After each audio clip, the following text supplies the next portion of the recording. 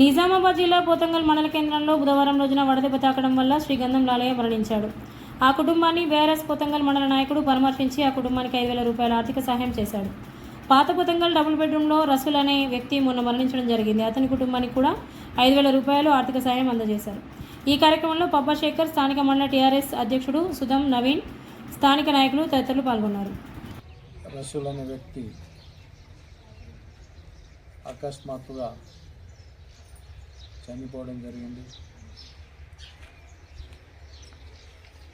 కేవలం కూలి పనికి వెళ్తూ ఎండలు తట్టుకోలేక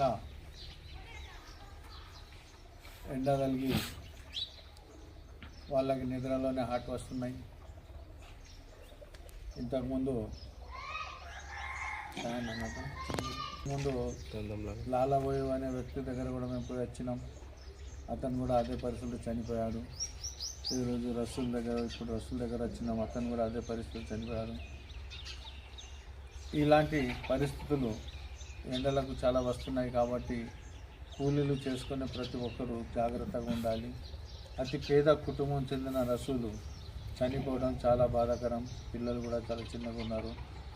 ఇలా పరిస్థితి ఎలా ఉంటుందో తెలియదు.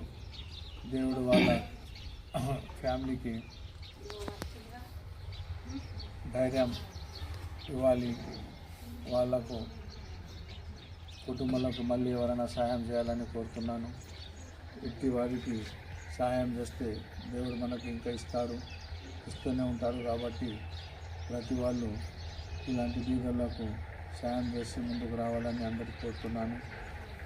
ఇంతతో